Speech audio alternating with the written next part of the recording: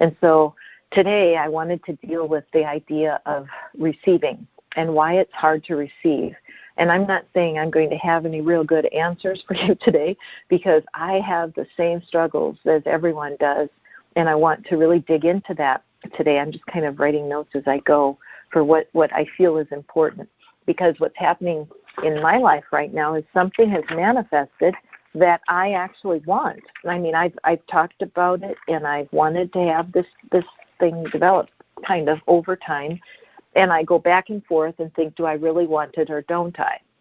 I'm going to talk about that a little bit, and then I'm going to tie it in with contrast and why many people that listen to the brain trainings come from the world of Abraham Hicks. And Abraham Hicks is a good teacher, and they talk about controlling your mind, pivoting when you need to, focusing your mindset when you need to. So I love them.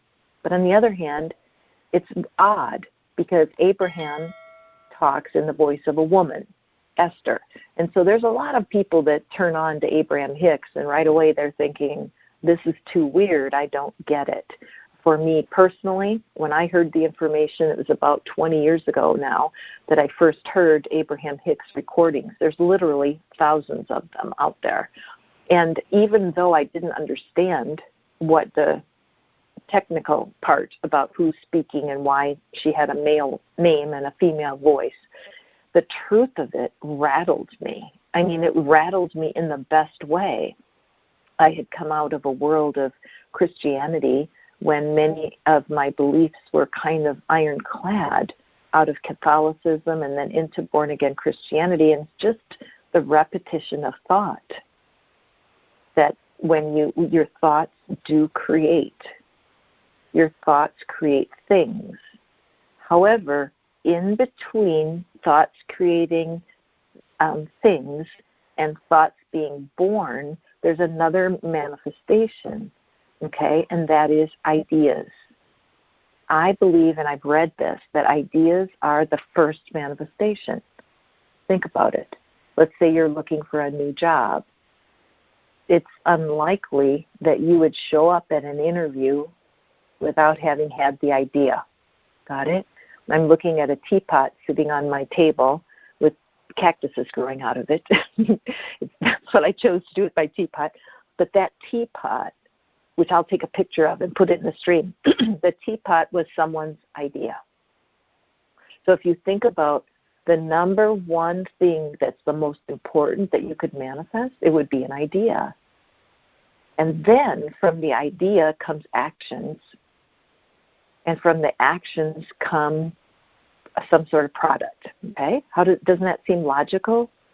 And so even though listening to Abraham was a little different at first, because there was a tone in the language, there were words that were used that were unfamiliar to me, but there was something about what she said that felt so true. And I wondered at the time, I thought, it's almost like I know Abraham. That was my feeling. I was like, this is too familiar, like deja vu. Well, fast forward 20 years, and you know how we're educated. I was college educated, very fortunate, and you have to take all kinds of philosophy classes when you're doing a college education, and a lot of it you may not even understand, and that's all fine and good. But at the time, I would that people would remember certain philosophers and what have you. So I'm sure I was exposed at some point. But recently, within the last few months, I got pulled into Stoicism. And I'm reading about Marcus Aurelius and Epictetus and people like that were living in the 1st century. And they taught that thoughts become things. The Stoics taught that focus of the mind is the only way to survive. And I just lapped it up like a kitten with milk. I was reading these things. There's a man named Ryan Holiday, and he's in his 30s. He's just brilliant. And he has a daily email he sends out called The Daily Stoic. And honestly, if you read what he says about the pandemic and like about how Stoics look at life, and people say, oh, Stoicism means you have no emotion. You couldn't be farther from the truth. The ability to focus your mind scientifically and what would you call it? Just where you set your goal to manage your thought energy, right? You say, this is my goal. That's not a non-emotional choice. What it is it's a choice to try to stay rational. That's it. Our bodies are created with this wonderful gift that's called fight or flight. This part of our bodies, our brain chemistry, that will fire up energy for you to run away from a tiger in the woods in ancient times, and also protect you from a variety of dangers, fight or flight. Well, there's a third stage in there that I just found out about, and it's called the freeze. So when you are threatened, your body betrays you. Your mind and your brain, your mind, I believe, I don't want to go there, talking about what the mind is. Let's just talk about the brain. The brain, when it's functioning normally and the blood flow goes throughout all of the brain from forward, from the forehead to the back of your head, when you're calm, there's circulation of blood and fluids and chemistry in your brain. Just very balanced. When something frightens you, it changes.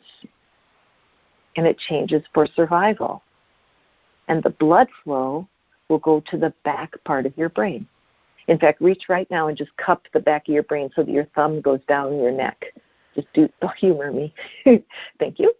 And just cup and just think about that for a second. So now, if something happens, like even innocent, I'm not talking about like if you get hurt by someone or attacked by someone. No. I'm just talking about what if somebody swerves on the freeway. Somebody swerves into your lane and you have a reaction. Some people get a rage reaction. Fascinating. So you get a reaction. What happens is that the blood in your forehead, the smart part of your brain, floods to the back because something's coming in that could hurt you. And when your blood flow, ladies and gentlemen, goes to the back of your brain, you don't have connection with your rational thinking anymore. It's as if a switch is turned off. There's a book I'm reading right now that is, I'm so geeking out on it. I wish I could recommend it to you. But the problem is it's so technical, and I'm going to say the name of it. It's called Mind Sight, and the author is Daniel Siegel, and I'm totally enjoying it. But I'm a geek. I mean, I think about the brain, and it makes me excited. One of my brothers is a neuropharmacologist at Stanford University, so it might run in the family. But if I break it down the way I best understand it, that if you're in a fight, freeze, or flight situation where the idea part of your brain is turned off and you're really responding out of instinct, your personality is not very attractive. Okay? This is not something that I mean to say to hurt anyone's feelings. But if you're in the fight or flight or freeze dilemma, you don't give three shits about being polite or taking care of anyone else. And this creates a big dilemma in magnetism, because where does your charisma go then, right? How charismatic are you if you're in a panic? Generally, people avoid people that are in a panic. For example, let's take a look right now what's going on in the news with Kanye West, who is going through a bad episode of his bipolar. And he's causing it in such a major way because he's famous. He's really aberrant right now in his behavior. So if you take this little illustration that I'm trying to draw together, that I don't understand mental illness, I'm not a doctor. But if the brain is misfiring chemistry, right, for normal fight or flight, you have adrenaline and cortisol and a few other neurotransmitters. Sorry to get all geeky on you. But if you're in fight or flight, your brain is in a straitjacket. you can't get to your ideas. Take that in. If we manifest ideas first, and you're in fight or flight and freeze, so your brain is trapped without ideas. This is how the law of attraction can kind of get beneficial in a major way. Because if it works to pivot your thinking, can you rescue yourself from fight or flight? Can you turn on the idea maker in the forward part of your brain or not? Okay, and that's part of what we're going through with these brain trainings. I mean, how can you choose a different path of thought if your brain is stuck in a cycle of worry or fear, which right now, how can you look at the world and not have that? So the reason I'm introducing the brain science today is because I just believe in it. And this book by Dr. Siegel, he's talking about how the brain can be hoodwinked by novel experiences, okay? Interesting. And that brain tissue can actually still be changed, seriously, flexible, changeable, malleable like clay, even with brains in their 90s. He did an experiment with a man who's 95, and he never wanted his wife to touch him. He was not comfortable with physical touch. And then after they worked together, he was able to let her touch his shoulders. I mean, the story in the book is phenomenal. But the idea of creating a distraction so that this fight, flight, or freeze reaction can be interrupted. And if you look at it from a scientific perspective and you really look at it from like doing it as an experiment, it can become lighthearted. Humans tend to be really hard on themselves on a good day. And so now here we are in the middle of crisis and we're expected to be cheerful all the time. That's just not going to work. And so in the law of attraction world, I'm just going to slide over there a little bit.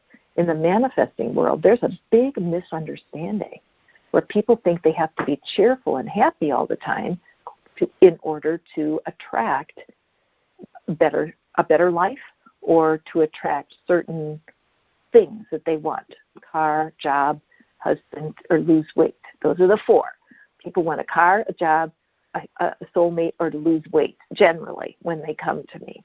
But at the end of the day, Abraham says that we only manifest or try to manifest things is because we think we're going to be happier when they come. So just think about that for a second. What are you waiting for? How long have you been waiting? And isn't it true that if that came tomorrow, you would be happy? So what's the problem? Why aren't we making that connection? Well, here you go. I want to talk today about receiving, because I'm having something happen right now in my life, two things actually, and I'm really having trouble receiving. And I wanted to talk about it because if it can happen to me, it can happen to anybody. Now, right now, I'm looking across the valley, and there are several bicycles, about 10 of them, and it's a 2-lane road. I've driven on it myself, and there's like 1,000 cars behind these bicycles. And that kind of is the perfect illustration. There's not 1,000, there's like 6. I'm very much of a storyteller. But here you are. I think that's kind of like what life is like. You know, you're on the road of life and you're buzzing along, la-di-da, and then all of a sudden you come upon these bicycle riders that are in the road. And you could go out and pass, but it's an S curve and you can't see what's coming, and you're stuck going slower than you want to. Isn't that perfect? And I have to say that that's where uni is always illustrating itself to me this way. You know, that who do we think we are to be in a rush to get anything? So let's tell a little story here. I want to tell a story, first of all, about when money comes. So if you do have good luck, and right now, I mean, I've read stories. I posted one yesterday where a lady, I think she told that she had been waiting. I need to talk to that woman because there was some sort of child support settlement. I think the child was 29, and she just got a check of back due child support that obviously had to be from a long time ago if the child is 29, right? So how did she attract that check from then? Myself personally, I did have a phenomenal amount of money, 5 figures, that found me, I think it was 4 years after I got disconnected from the money. I was disconnected from the money because of a divorce, and then the way the paperwork was, and I just lost track. I mean, and some people, and our wingman, our wingman would be just shaking his head, going, "You lost track of 5 figures?" I did. I mean, I had all these accounts because of my divorce, and there was annuities and what have you, and then I had life happened. One of the things that happened was that cancer. I went to the University of Cancer in 2007, and that tuition was very expensive, and I ended up needing to put a lot of my expenses on credit cards and to use my savings because I didn't work for a couple years, and it was very extreme. So going fast forward, so now when you do receive things, sometimes it's easy. Like if you receive that check, like when I received the check that was, I've received like, I think 4 different checks for 5 figures, you guys. And it was strange how they came. But the one that found me after 4 years, it had a different name and a different address. So it had to find its way through our postal service and the government agencies. So what I want to say to you is I do believe that if I were bitter, resentful, and like talking about my ex all the time, the way a lot of ladies do, there's like, oh, he did this, and oh, he did that. And then you got to remember that your friends are having to absorb your story, right? And some of them want to say, for God's sake, you divorced him 10 years ago. Why are you still talking about him? But your friends won't tell you that. But the reality is, when we stay stuck in a pattern like that, we're not receptive. And am I saying that everybody listening to this call might have a 5-figure check out there? I don't know, but could it be? I mean, I had another thing happen. One time, December of 2015, that was my big year of the invisible money. I mean, I just started writing down everything that came.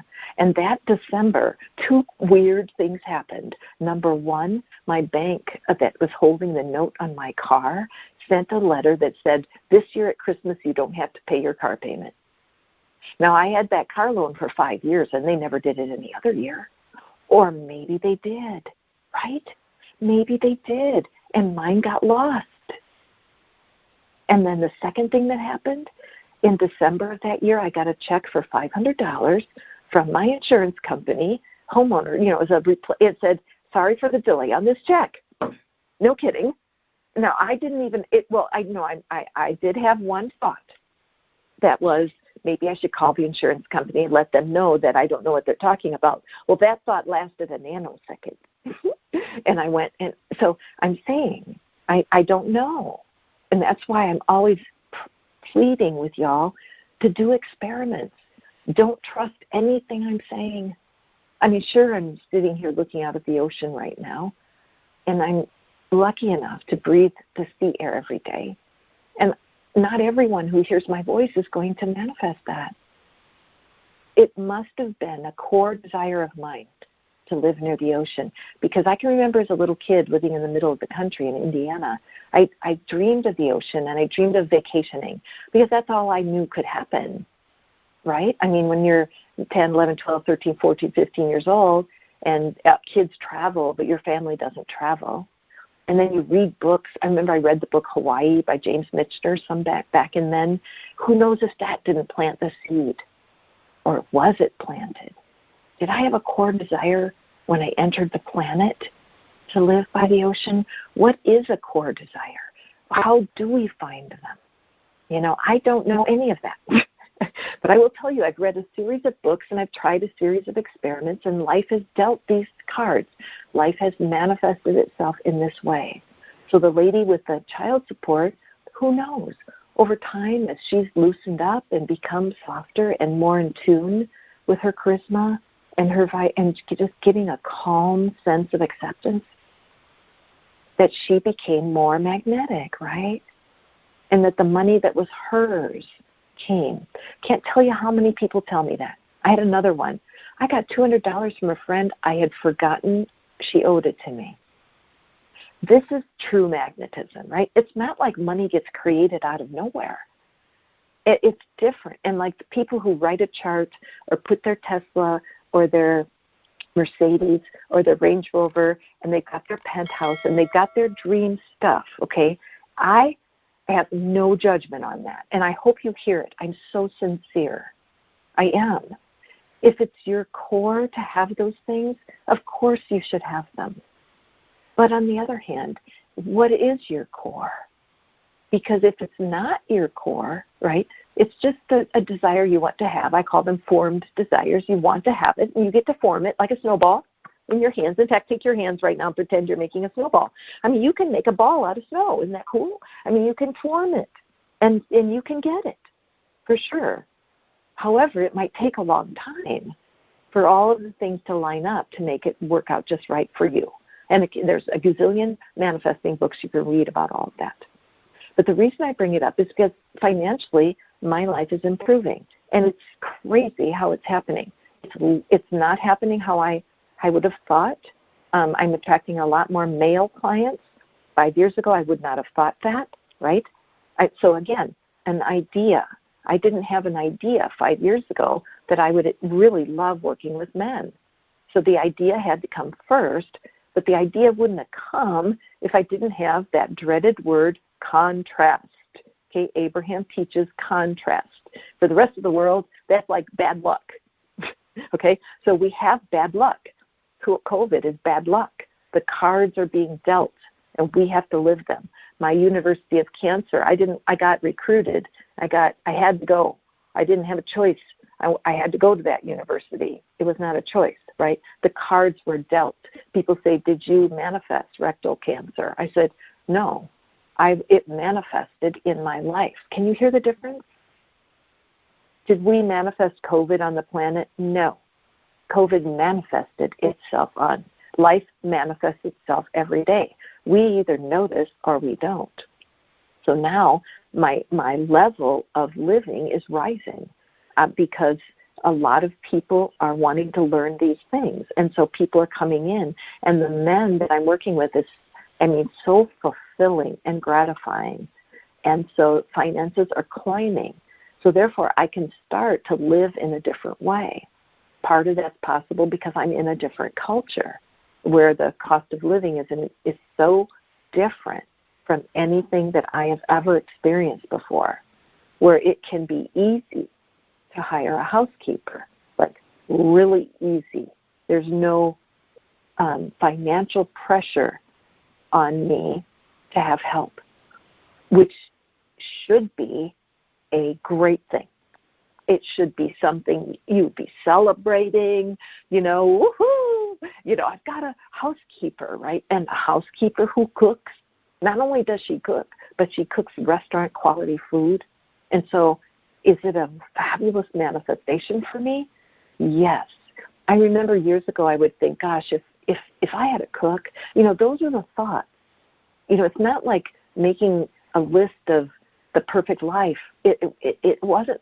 It's not that same energy, although I don't knock that as a tool. Please don't hear me say that. Every manifesting tool has value. But for me, though, I'm noticing, those smaller thoughts like, wow, it would really be nice to have housekeeping help and a cook. So now they've come. And so what's the problem? There is a problem. And that's why I wanted so much to share this with you. Because I have, if I were to make it a scale of 1 to 10, 1 being, let me think here. How do I want to do this? Oh, yeah. 1 is not comfortable at all, like just feeling a sense of anxiety, a sense of ill at ease. I kind of love that, ill at ease. Ill at ease is not upset. Ill at ease is just off a little bit. That's another term I like, off.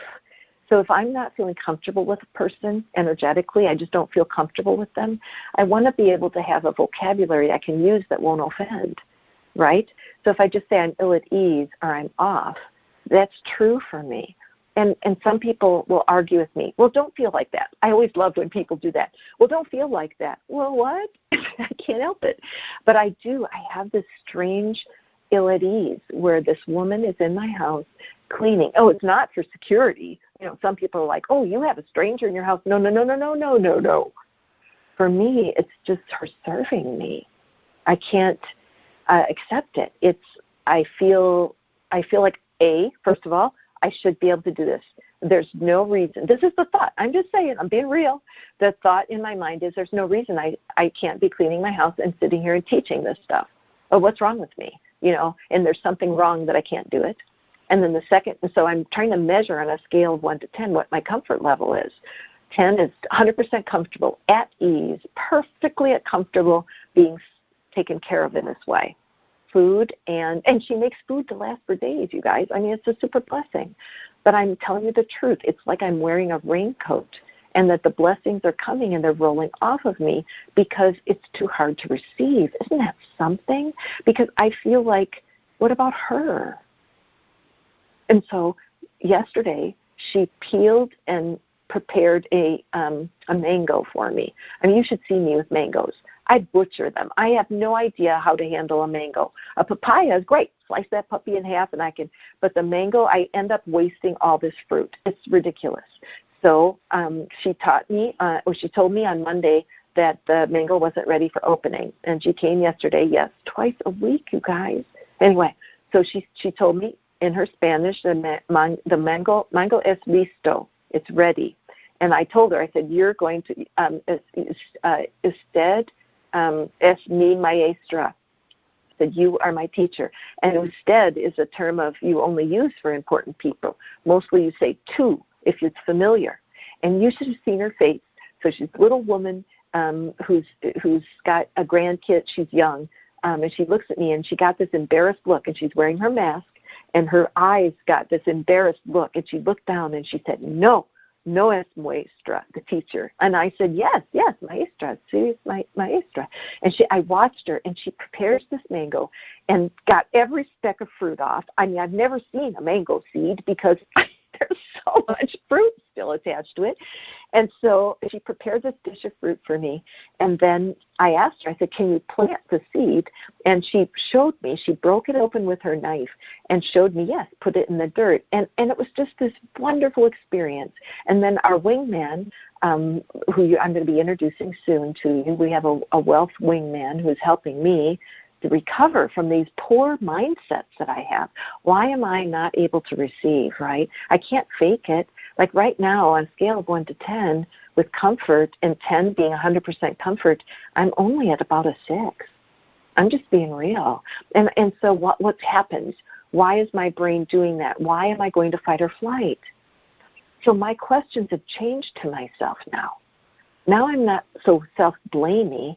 I'm just like, okay, I must have some fight or flight here, because fight or flight takes me away from my ideas. And ideas, according to Dr. Siegel, that when your ideas start to come back and you have words to go with your ideas, then you start to break up the brain chemistry that froze you. Isn't that cool? So just even these brain trainings, it's so serious. So just talk about it. Where is fight or flight in your life? I don't have any, you say to me. And I'm like, yes, you do. Yes, you do. Where are you frozen? Name your relationship where you just don't know what to say. That even if they called you, someone you love dearly, even if they called you, you wouldn't know what to say. That, I believe, could be part of that freeze. So why I bring this up to you today is because something else has manifested for me now. It's not so money has manifested itself. It's true. It manifests itself, you guys. It kind of shows up. And then now household help, housekeeping has shown up. A cook has shown up. Not only a cook, but a chef. Now I have assistants that are shown up. People that are willing to put time in the money game, for me to talk to them on the phone. People are stepping up. So I'm manifesting in all of these life areas. And now I met someone. And the person, I had a date. Not only that, but I think he's going to ask me out on a second date. And that's highly unusual. I have a few first dates, but not many second. And I'm feeling myself being drawn to this person, and it's not all that comfortable. It's not.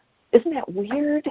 That's why I needed to reach out and talk to you today, because when you put together your parameters, what is it you're wanting to manifest? If it doesn't come in 6 months to a year, just reevaluate, because I promise you there's a reason. And I'll bet you anything there's something fighting or flighting you. I bet you. So if you want love and you haven't found it, if you want money and you cannot find it, those two things, that's what we deal with here. Manifesting love and money. It's just where my focus is right now.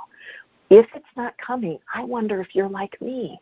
I wonder if there's a receiving problem. So what I want you to do, let's set up a quick experiment here. How do I want to do this? Okay, all right, this is what I want to do. This is a bizarre experiment, and I'm not sure why it popped in my head, but it did. I want to break up the ground of your garden. Okay, let's say that outside right now, you imagine your garden, the ground is tight and hard, and you want to be able to plant a new seed. So let's say you heard something in today's message, something that really inspired you, and you want to play with his fight or flight, but you don't know how. Let's say you're stuck on a certain manifestation that you can't make happen. Let's do this.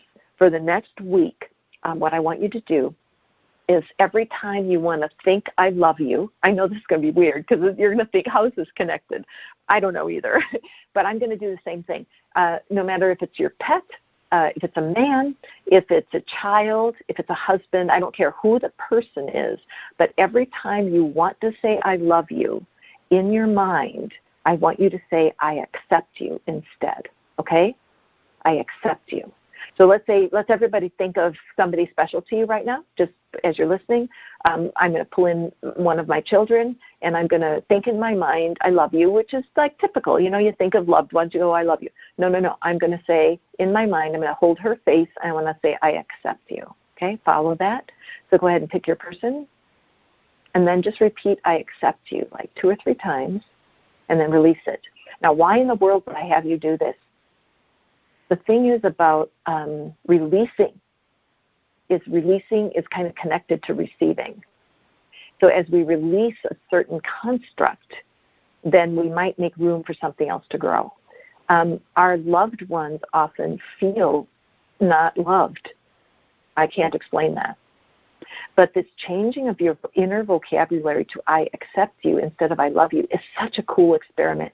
It makes you think.